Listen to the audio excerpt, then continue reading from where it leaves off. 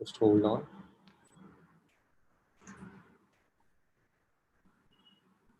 So we are going live on YouTube in a minute. Yes, it's just hold on. Yeah, it's done. So let me give a quick introduction to myself. Welcome to Converge, reimagining the future of hyperlocal retail. Myself, Harmeet, have been a business analyst with Hotworks for more than 1.5 years now. We have with us Jasmeet. Let me give a quick introduction. Jasmeet is a digital products and delivery expert with hands-on technical program management, product management, and software engineering experience. Jasmeet is passionate about studying the disruptions that technology is constantly bringing to business and its resulting impact on consumer engagement, core operations, and enterprise business models. A large part of Jasmeet's experience has been with retail clients who have been who have done major revamp to their IT platforms and business models. He has partnered with these retailers in various roles spread across technology, consulting, and digital transformation. So before I hand over the stage to Jasmine, just few hygiene. So feel free to use chat for reactions and chatter. And if you have any questions for Jasmine, do use the Q&A section in the Zoom chat. And that's about it. So Jasmine, over to you. Thank you, Harmeet. I hope you can hear me properly. Yep, go ahead. All right. Thanks for that introduction. We'll quickly get started. And as you've seen, the topic is about reimagining the future of hyperlocal retail. We'll kind of go through three broad sections in next roughly 20 to 25 minutes. The first thing that we'll cover would be, we'll take a trip of memory down the lane and talk about how our engagement with retail has been in the pre-digital age and also in the digital age in particular. We'll spend about 5 to 7 minutes in that. And a large part of the next 25 minutes, 20 minutes is going to be on the future predictions that will largely focus on Indian retail, FMCG aspects, the fashion food aspects of retail, because retail in itself is a very big word, how the cultural impacts of urban and rural India have been, how is technology impacting, and what is it that is changing purely from a business models perspective, essentially in all of these broad three areas. So before we get started, from a literal definition perspective, hyperlocal is nothing but your neighborhood ecosystem that connects your customers and sellers. It is also about ensuring that the biggest aspect in retail, which is about supply chain, you are able to contract it as much as possible. Everybody has heard about going local and getting vocal about local. So consider this as an extension of that same concept in the retail industry, and we will see how what is it that's in store for us in future with respect to how can we kind of achieve that kind of nirvana state with respect to be able to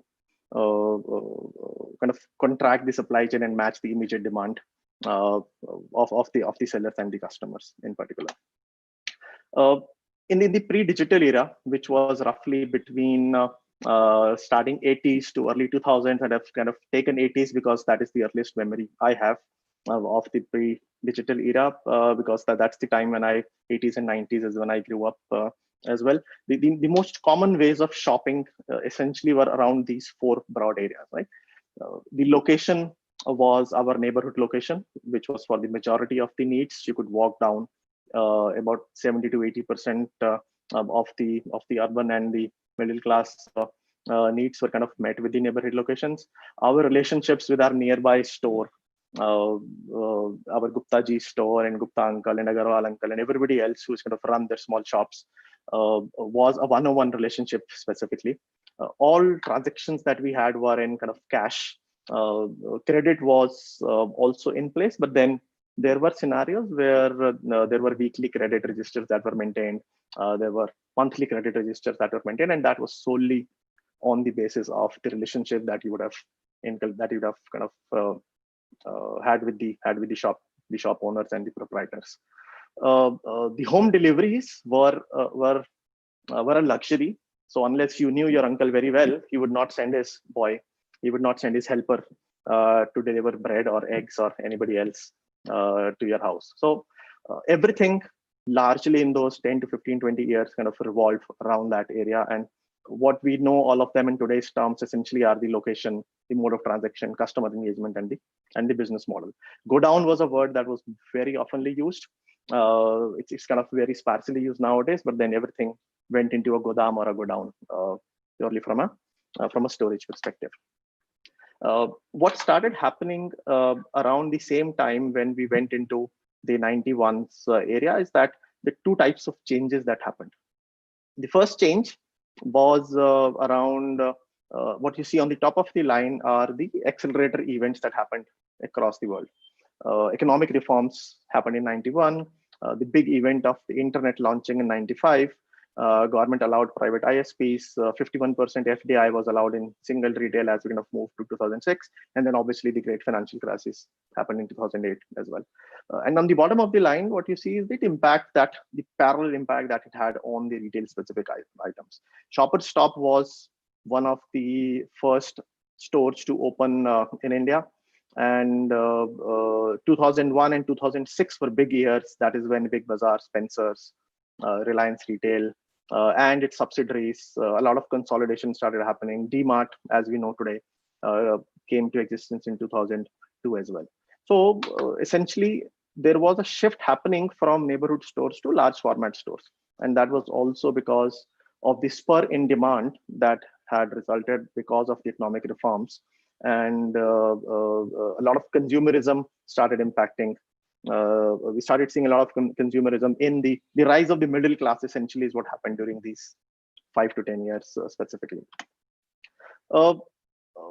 Let's quickly do a quick poll and get your views on what do you think is the oldest known supermart that we have currently in India. Harmeet, if you could activate the poll, you'll see a pop-up. And what you have to do is kind of just select one of them. Right. This is not there are no prizes for guessing this, but it's more about knowing it ourselves as well. Only 5-6 votes so far. Do vote, folks. I'll end this about in 10 seconds, 10 more seconds to go. It's as a pop-up on your Zoom window. Cool, I'll end it in 3, 2, 1. So we had around 7 votes. So I'm sharing the result. Okay. So the winner is Bezos. Yeah. I think one thing it's clear that Reliance Retail was not the oldest one. So we are all unanimously aligned on that. But the right answer is Spencer's, guys. Spencer's goes back to almost 1863 when it was formed at that time. And then it obviously started operations in India when it had a collaboration with the RPG Goenka Group, and then so on and so forth after that. But what eventually was happening was that within the 20 years of the economic reforms and within the 10 years of that initial retail revolution, the whole shift to the modernized supermart style behavior was completed by around 2010. And why I say 2010? Because that was also the beginning of a new age, which essentially was the digital age. There was parallel stuff happening at that time. Everybody who grew up, people passing out of their colleges, people searching for jobs at that point of time. And the rise of the middle class, as I mentioned earlier, was the prominent feature during those 10 to 15 years. And everybody was loving it. I'm sure everybody who kind of went through that stage was completely in awe of it. The digital era started 2007. And let's look at the second similar timeline for about next 3 to 4 minutes. You see, the accelerator events were all global events, starting with Netflix, Facebook launches. The great financial crisis obviously was an accelerator in some way or the other.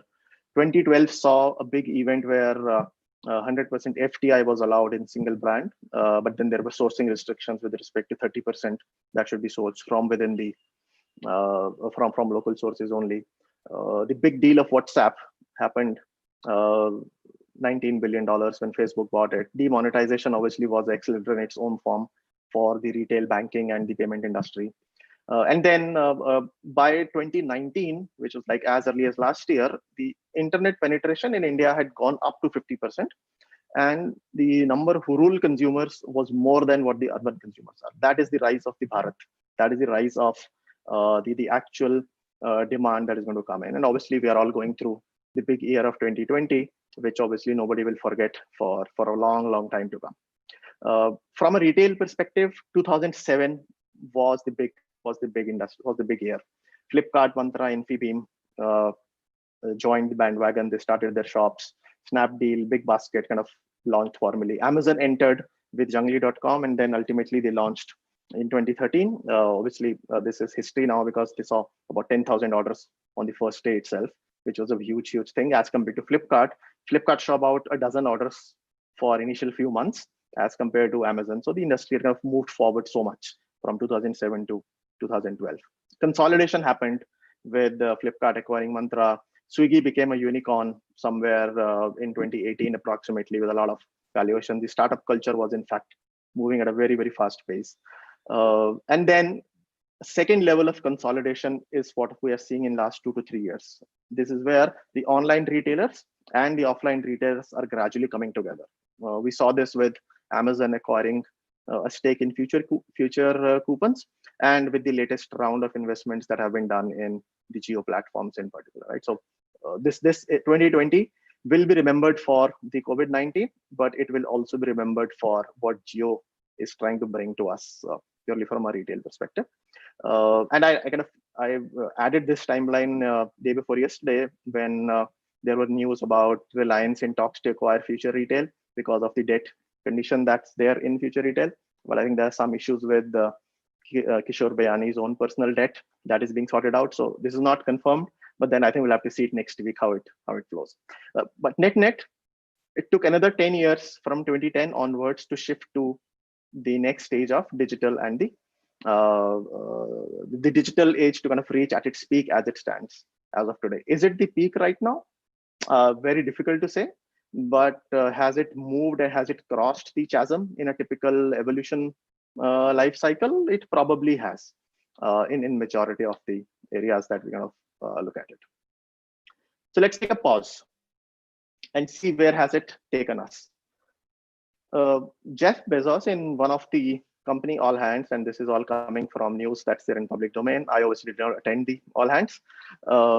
He basically mentioned that Amazon is not too big to fail. He also said that probably one day Amazon will go bankrupt. And then there is a second part to this conversation, which we will come back to once we cover the third and the final section of our. But then keep this in mind, because that somebody like Jeff Bezos, it is not a fear statement.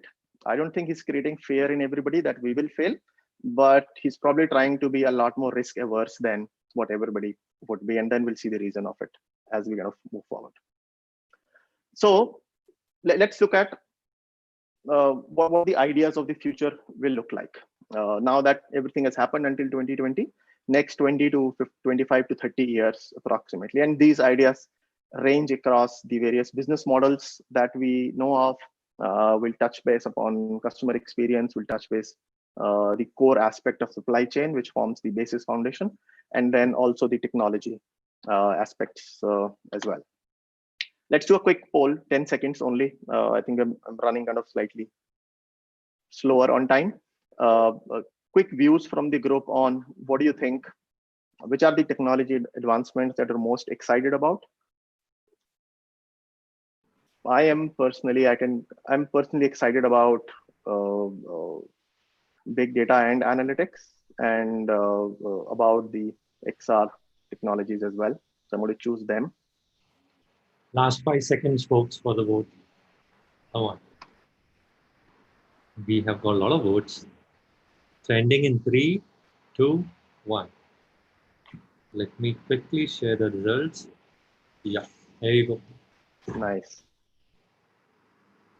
The excellent part is that just going digital is fine for me is the lowest, which I think is the way to look at, is to kind of look at it from a future forward perspective as well. Okay, so let's look at the first trend, which I think would probably be a game changer for us, and that is around the XR experiences. Two broad areas. There's a huge potential in this, but two broad areas. One is bringing your local stores to home.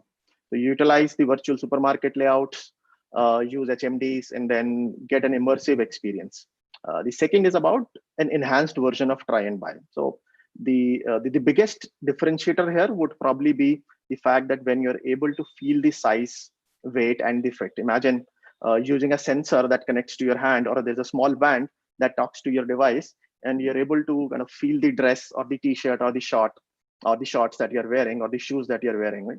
Especially for runners who basically have to try out different modes of different types of shoes and different fits of sizes. It will be a great benefit for them. From an API, from a KPI perspective, customer experience, brand value, conversions, all of this is going to go up. The current barriers essentially are around cost of implementation, the maturity of the business use cases. I think it's probably take its own time as we move forward. The second part is the geofencing solutions. This has been around for quite some time. What you see on the screen is the iconic Connaught Place in Delhi. And imagine going to a Jan Book depot or crossing a Starbucks coffee where you get a SMS or notification saying that this is what is available at this point of time if you walk in next 30 minutes, 35 minutes. So your customer acquisition and retention strategy essentially gets decided by this.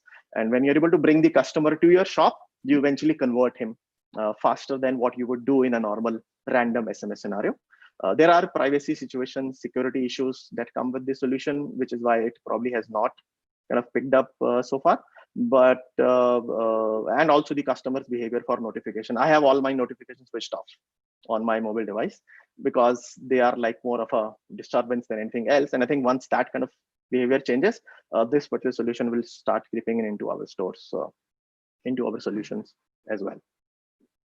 Conversational e-commerce is third big trend. It is all about being able to converse and talk with the solution in some way or the other. Now, you could do it either via two mediums. You can do it either via chatbots, or you could utilize voice assistants. We are seeing slight traction in this. Even right now, chatbots have been there for quite some time, but voice assistants are here to stay, especially the multilingual voice assistants in context of India would eventually be the game changer.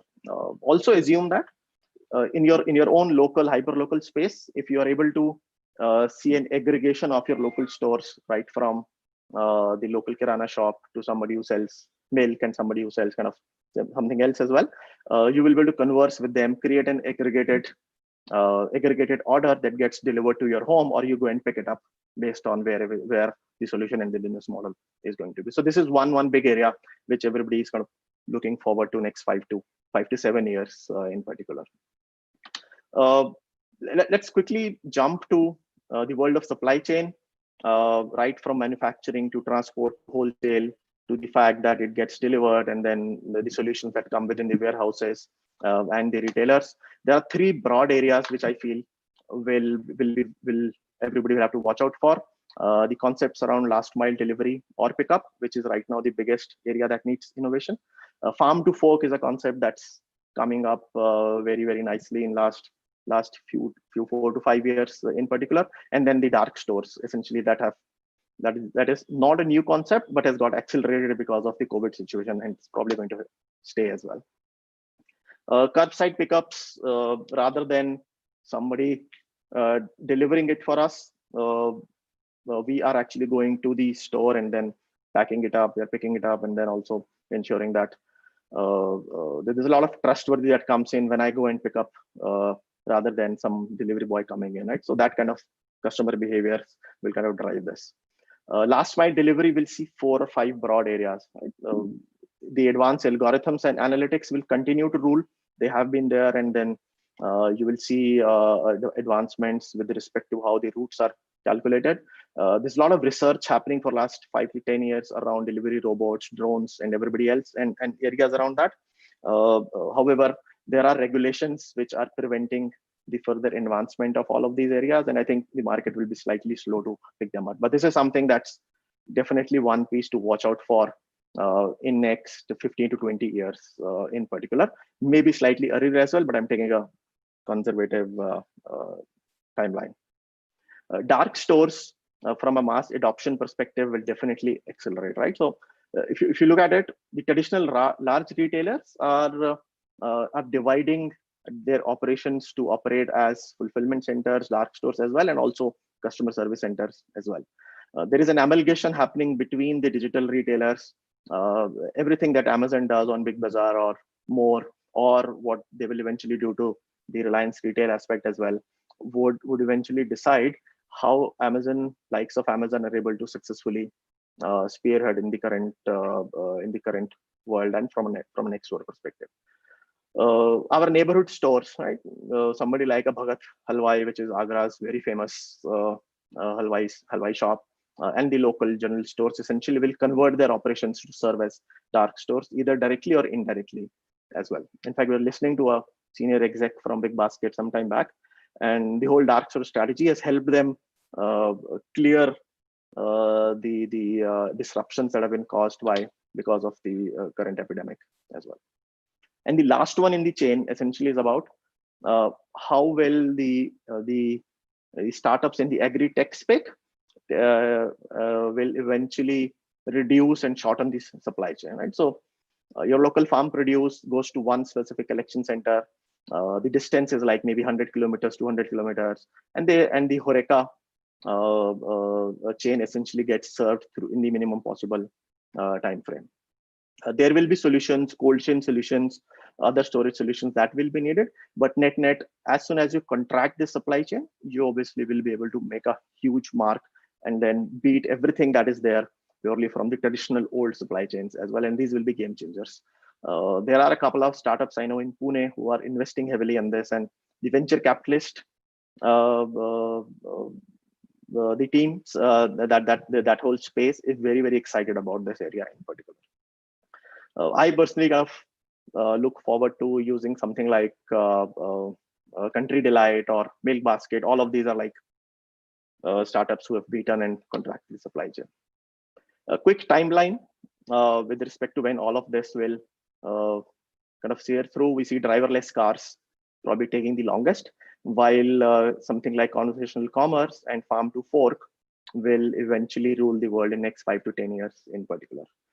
The size of the retail market is going to be about $1.1 trillion by about 2025. And these are India numbers based on a study that BCG did sometime back approximately.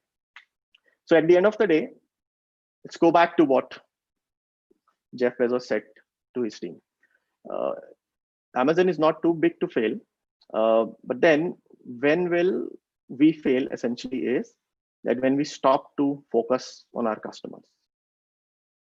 It is eventually all about customers. All of the solutions, all of the trends that we see in the market, whether they are on technology or business models or anything else around that space or customer experience, they would mean only when you keep the specific customer segment in your site and are essentially able to move forward and take decisions that is kind of right for your customer segment in particular. And eventually he said that we have to try and delay that as long as possible so that the whole concept of us meeting the customer demands doesn't get really impacted. That brings me to the end, guys. A lot of articles and publications that I referred to that are mentioned here, we can probably now look at, I think almost on time, slightly late, but we can spend like next 3-4 minutes taking if there are any specific questions that you might have, or there are any observations that you would have on this. Yeah, feel free to ask questions on Q&A or even on chat. So meanwhile, people get on to that. So Jasmeet, I was wondering what exactly a dark store is. It's something which is not open to public. Is that what dark store is? That is correct. Yes, there is no front end to it. It's basically a closed, small, may or may not be small, but only a small fulfillment center. And then the closer it is to a customer serving segment, the faster it is for you to, faster and cheaper it is for you to deliver your products. So likewise, we have now hotels which are kitchen only. So that's also like a dark store for that is correct. Hotels. Yes. It's basically the concept of cloud kitchens. So if you go to Swiggy and order from the Bowl Company is a Swiggy owned dark kitchen or a cloud kitchen, whichever way you might want to call it. And there's a lot of other areas that are coming in as well in that area. Cool. Nice. It seems people are very clear with your session. No Q&As. Yeah, clears are of two types. Sure. So I'll drop a link. So we have a session at 12. It's a panel discussion. Hoping to see everyone over there. Oh, we have something for Q&A. Uh, so I'll read it out. How situation like pandemic force us to change our best practices. So it's a it's a very interesting way to look at this. And I'm going to refer to a talk that one of my colleagues, Richa, gave about uncertainty. Right? So pandemics have been there since last couple of centuries. The latest one that we know of about was the Spanish flu that happened 1990, 1920. Right? I think it is about being able to deal with that uncertainty that eventually will decide how do we come out of these pandemics. And one of the best ways to do that is to start experimenting. Uh, Whenever we get stuck in a situation, at the end of the day, if you are able to find out ways to find out experiments on which you can obviously debate and think about, and then find solutions around those areas, that will eventually help us to come out of this pandemic, right? So Big Basket experimented with quick, small, short, small size dark stores. One of their execs kind of mentioned that in a recent talk, and that was hugely successful because they were able to do to the customers. DMart, all those who live in the Bangalore and other areas, they had those big pickup trucks coming right to societies. So they gave a way to kind of do mass orders to the retailer, either via WhatsApp or through a quick dirty solution. And then they used to pack up everything at one place and then deliver, and then people used to custom it. So experiments like these, now whether DMart will continue to do this for long term or not, we don't know. I think they'll have to do a lot of analytics and market study and find the right product market fit. But at the end of the day, I think all those experiments help us come out of these situations in a short term, and some of them become long term as well. I hope it slightly gives, I mean, there's no perfect answer to this, but I hope gives some kind of guidance and point of view on this. Right. Sure. I think we are almost done. So thanks a lot everyone for joining, and thanks a lot, Jasmeet. Hope to see you at 12 for the session, for the panel discussion. Sure. Yeah, it's going to be an interesting session. I know a couple of external panelists also joining, so looking forward to it. And thanks everyone for joining and having the patience to listen through it. Thank you. Thank you. Thank you. Bye.